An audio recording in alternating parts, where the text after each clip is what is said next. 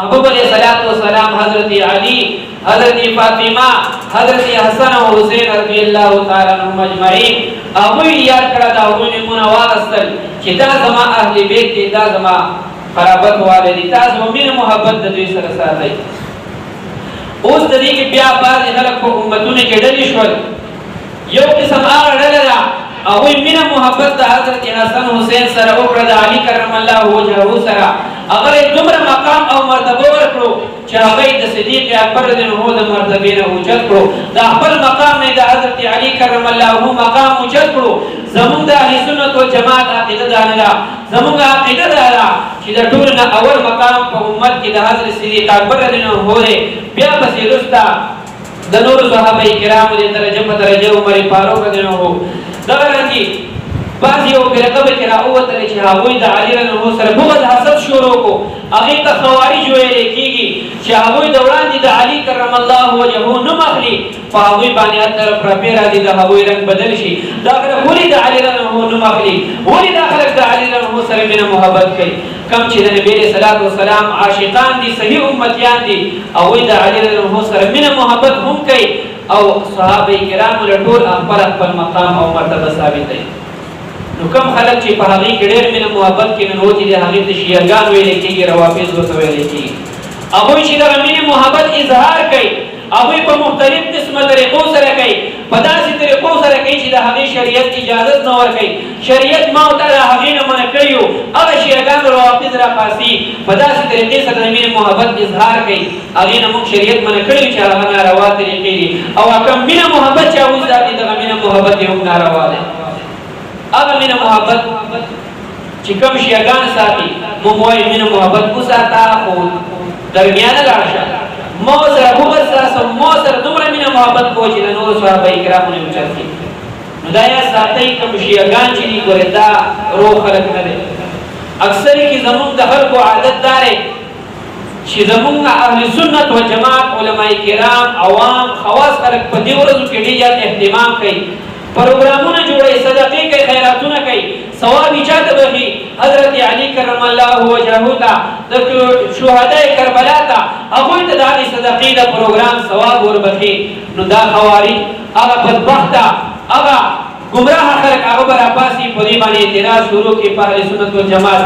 دا خلک دي ګوره شیعهګان دي، شیعهګان هم وایي په دې ورځو باندې محافل جوړوي، مجلسونه جوړوي، دوی هم شیعهګان دي، د هغوی سره هغه محافل او مجالس شروع کړي دي. نو دا خبره یاد ساتئ، ګورې دا هېڅکله هم نه ده. حضرت برا ابن عازب رضی الله تعالی عنه مبارک د نبي علیه السلام صحابي دی. نبي علیه السلام خواته راغی، محبوب علیه السلام چې وکتل د نبی علیہ السلام پر یو رون باندې حضرت حسن رضی اللہ عنہ ناس پر بل باندې حضرت حسین رضی اللہ تعالی عنہ. محبوب علیہ السلام مبارک وت فرمای وای دا زما نوسیان دي حضرت حسن او حضرت حسین، دعا کوي محبوب علیہ السلام یا رب کریمہ انی احبهما فاحبهما واحب من يحبهما. یا رب کریمہ دا زما نوسیان دي، زما اهل بیت دي، زه دوی سره مینه محبت کوم. رب کریمه چې تر قیامت پورې څوک زما د بچیانو سره مینه محبت کوي، خدای پاکه تم د هغه خلکو سره مینه محبت وکړه، او رب کریمه ته هم زما د دې نوسیانو سره مینه محبت وکړه. زموږ اهل سنت والجماعت چې د محبت اظهار کوي، د نبی علیہ السلام په حدیث باندې عمل کوي. نن که یو سړی د حسان په ورځ باندې یا د محرم په میاشته کې ګوګړي پاخه کړي او هغه خیراتي ورکړي، څوک شربت جوړ کړي د الله د رضا لپاره هغه خیراتي ورکړي، د هغې ثواب هلته وبخي. نو کوم چې اهل سنت و جماعت دي هغوی معتدل لاړه، هغوی په صحیح طریقې سره د شریعت هغه حق ادا کو. کوم چې وابیان خلک دي، کوم چې روافظ دي، خوارج ورته ویلی شي، هغه خوارج به راپاڅي په اهل سنت والجماعت باندې اعتراض کوي. دا اعتراضونه د دوی بې ځایه دي، عوامو خلکو له دوکه ورکوي. یاد ساتئ د نبي علیه السلام د آل سره د اهل بیتو سره مینه محبت چې کوم یو انسان هم کړی دی، هغه الله رب کریم چرې هم داسې بې خیره نه دی پرېښي. په دنیا ول هم الله تعالی خیر ورکړی، مینه محبت هغه سیله ورته میلاو ده، په آخرت کې ورته هم هغه سیله میلاو شوې ده. او دا حسن حسین رضی الله تعالی عنهما محبوب علیه السلام مبارک ځکه د دوی په باره کې فرمایي الحسن والحسین سیدا شباب اهل الجنه. دا حسن رضی الله تعالی عنہ، حسین رضی الله تعالی عنہ دا به د جنت کې د ځوانانو د سردارانی. دا الله رب کریم په موږ او تاسو باندې یو خصوصي رحم کړی دی چې رب کریم موږ او تاسو له داسې یو معتدله عقیده راکړې ده، یو داسې صحیح عقیده راکړې ده.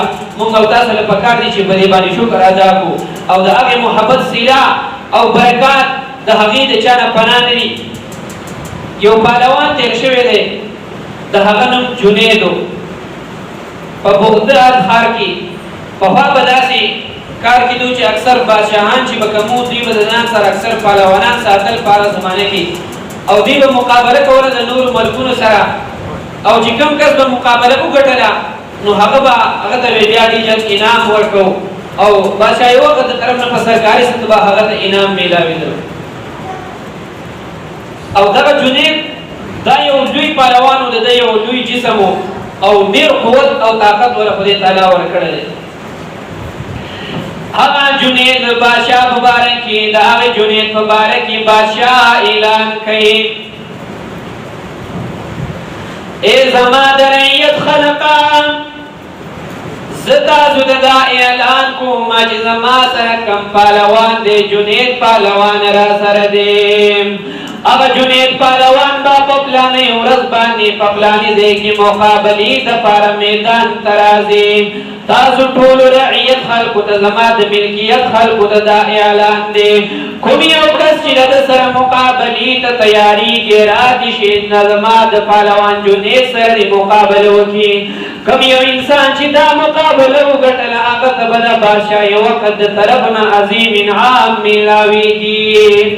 اوس بادشاهي وقت اعلان کړی دی، خو پهلوان هم هغه وعدې په پهلوان نه دی، سم یو مضبوط پهلوان دی چې هغه وایي د چا مقابله وګټله هغه له به زه په دا سرکاري توګه باندې یو عظیم انعام ورکوم. ورځ یې مقرر کړه د هغې لپاره، ټیم مقرر شو د هغې لپاره، او خلکو کې دا خبر ځای په ځای باندې خور شو.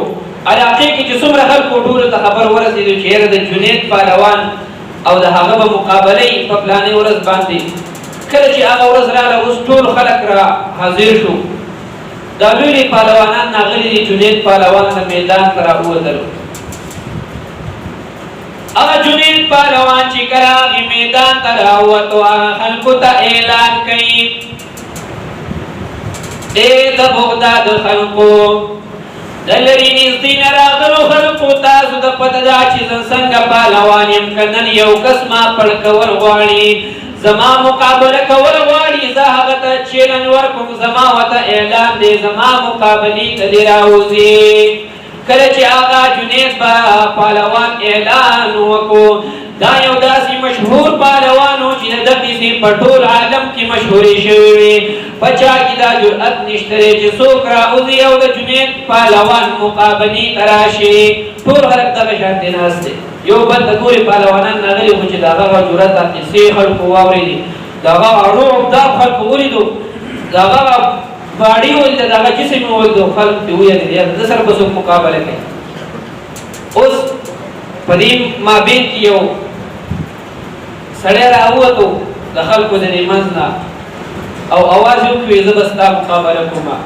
اوس سړی څنګه دی؟ د سړي هیئت درته بیانومه. وچ کلک دی او سپینه ږیره یې ده او رنګ یې تک زیړ دی، او راووته وایي زه به ستا مقابله کوم. هغه چې کله راووتو دا ټول خلک پورې خاندي، سړی لیونی شوی دی، ځان پرې وایي. هغه ورته وایي وایي زه سره مقابله کوم، خیر دی. خلک ورته ډېر وایي مه ورځه، لولي پهلوانان دغه مقابلې ته نه وځي، ته خو بوډا سړی او کمزوری شوی یې، رنګ دې زیړ شوی دی او ته د هغه پهلوان مقابله نه شي کولی. دی وایي نه زه د مقابلې ته ورځم. هغه بوډا سړی سپین ږیری دی راووتو میدان ته. هغه پهلوان سره چې کله مخامخ شو جنید پهلوان، هغه ته داسې ګوري ورته وایي خدای او رسول خاطر وکړه او زما سره ته مقابله نه شي کولی، زما سره لوی لوی پهلوانان مقابله نه شي کولی، او دا ډېره بده خبره ده چې زه اوس ایله بیله د سپین ږیري سره مقابله کوم. هغه ورته وایي نه نه که هر شي زه سره مقابله کوم، زه مقابلې ته راوتی یم. اور محترم سامعین او هغه میدان کې ټول خلک حیران دي. یو طرف ته هغه جنید پهلوان دی چې د هغه پهلوانۍ قصې خلکو ته مشهورې دي. داسې پهلوان دی د هغه مقابلې ته هر سړی نشي راوتلی. بل طرف ته ګوري یو کمزوری بابا راوتی دی، وایي زه مقابله کومه. دې کې د دواړه یو بل سره په مقابله باندې شروع کېږي. هغه جنید پهلوان کله چې د هغې بابا سره په پرزولو باندې ورځي، دغه بابا ورته پټ په دې غوږ کې یو خبره کوي: ای جنید پهلوانه، دا خبره واوره، زه ګورې مقابلې له نه یم راغلی، زه ستا د مقابلې نه یم. تا ته پته ده چې زما عمر لوی ډېر شوی دی، زما د وجود نه طاقت تللی، زه د مقابلې نه یم. خو زه راغلی یم دې دپاره میدان ته راوتی یم. زما په کور کې نن درېیمه ورځ زما په خپله باندې خوراک نه دی کړی، ځکه زما دا رنګ زیړ دی. زما بچي دي هغوی خوراک نه دی کړی، ځکه زما بچو باندې هم لږې تندې تېرې شوي، زما کورواله باندې هم لږې تېرې شوي. دې دپاره راغلی یم جنید پهلوانه، نن به ماته تو په دې میدان کې خپل ځان راغورځې او زه به دغه انعام اخلمه. خو دا خبره یاد ساته، زه ګورې عام انسان نه یم، د نبي علیه صلات وسلام مبارک په آل کې یم، زه سید یم. خو ته به د دغې سید والي خاطر کې ماته به ځان په دې میدان کې راغورځې. هغه جنید پهلوان چې کله د دې بابا دا خبره واورېدله، نو هغه په دې زړه کې یو ترس راغی او یو رحم راغی. ګوره دا یو ډېر ګران کار دی، او کله چې د هغه بابا سره دی په پرځولو شو، ده ورته ځان راوغورځو او مقابله هغه بابا دې وګټله. اوس دا خلک حیران پاتې شو، بادشاه په خپله باندې حیران دی چې یاره دا خو زما داسې پهلوانو چې د نورو ملکونو کې به خلکو پهلوانان د دې مقابلې لپاره تیارول، په کلونو کلونو به خلکو خرچې کولې په پهلوانانو، د ده مقابله چا نه ده کړې. دا بوډا سړی راغی، زه دونه لوی پهلوان راوغورځو. دا خلک ورته ټول هلته حیران شو. هغه جنید صاحب فرمایي، وایي کله چې دې بابا ما ته دا خبره وکړه، وایي ما د نبي علیه صلات وسلام عشق او مینه محبت په ما باندې غالب شو. د نبي علیه صلات وسلام د اهل بیتو مینه په ما باندې غالبه شوله، او دغې د هغې مینې د وجې نه مې ده ته ما ځان په دې ځای باندې راغورځولی دی. ورې دا اسانه خبره نه ده، کاسې یو دوه کسانو د مخې هم څوک مقابله کوي او دلته ویله که یو 100 روپۍ دلته درکومه وي، دې ورته ځان راوپرځوه، هغه ورته ځان نه کچه کوي. خو هغه داسې یو عالم راجمع شوی دی، د نور ملکونو نه خلک راغلی، یو بادشاه یو سرکاري سطح باندې مقابله ده، نه وله دې روپۍ ورکوي، نه وله بل څه لالچ ترې، صرف په دې خبره باندې چې زه د نبي علیه صلات وسلام په اولاد کې راځم، د دې په خاطر باندې به ماته ته ځان راغورځې. هغه جنید پهلوان ورته په دې باندې ځان راغورځو. محترمو سامعینو، کله چې ورته هغه ځان راوغورځو، هغه جنید پهلوان ته هر سړی راځي، یاره وایي تا خو چې د مقابلې نه ده بایللې، دا ولې؟ هغه جنید پهلوان ورته بیا قصه بیان کړله. هغه جنید پهلوان فرمایي، وایي زه په هغې شپې باندې چې کله کور ته لاړم، اوده شومه، ما خو ځان د خلکو د مخې رسوا او شرمنده کو خلکو ته، ما وي چې زما مقابله څوک نشي کولی. لیکن هغه سپین ږیری بابا راغی او زه یې راوپرځولم. ما پسې نن په دنیا کې د عالم خلکو چغې ووالې، په ما پسې خنداګانې وکړې چې دا ستا پهلواني وایي، او سپین ږیری بابا راوغورځولې. لیکن دی وایي زه چې کله کور ته رالم او اوده شومه، شپې له د دواړو جهانو سردار مبارک راله په خوب کې راځي، راته وایي ای جنیده، تا نن زما د یو آل سره، زما د یو بچي سره ښېګړه کړې ده، د هغه دې خیال ساتلی دی. ای جنیده دا واوره، ته چې له اوسه پورې پهلوان وي، د بغداد یو لوی پهلوان وي، خو د دې نه بعد به بغداد یو لوی ولی الله یې. او جنید بغدادي رحمه الله چې الله تعالی د اولیاءو سردار وګرځولو په هغه یو کار باندې چې د نبي علیه السلام د اهل بیتو سره یې مینه محبت کړې. او جنید بغدادي چې هغه د غوث الاعظم پیرانوفیر صاحب رحمه الله د هغه په پیرانو صاحبانو کې راځي. دا دومره مقام مرتبه له خدای تعالی په څه باندې ورکړه؟ په هغه مینه محبت باندې وکړه. هر انسان له پکار دی چې هغه مینه محبت په خپل زړه کې ساتي، هغه جذبه په خپل زړه کې ساتي. انشاءالله چې د دې بیا د کربلا چې کومه واقعه ده، کوم زړه دردونکې واقعه ده، هغه به هم انشاءالله بیان کوم، چونکې ټایم مختصر دی. او بل زمونږ یو ملګری د اسبن نه تشریف اول کړې ده، او مدرسې دا د مدرسې د چندې لپاره او ډېر مخلص انسان دی او زموږ د سنیانو د صحیح عقیدې مدرسه ده نو په چا سره خیر او زکات صحیح د چا سره وزن کېږي نو د هغوی سره په دې کې امداد وکړئ رب کریم دې موږ او تاسو له همدې خدمت توفیق راکړي اللهم صل على سيدنا مولانا محمد وآله وصحبه وسلم ربنا ظلمنا انفسنا وان لم تغفر لنا وترحمنا لنكونن من الخاسرين بسم الله الذي لا يضر مع اسمه شيء ولا بسم الله وسلم عليه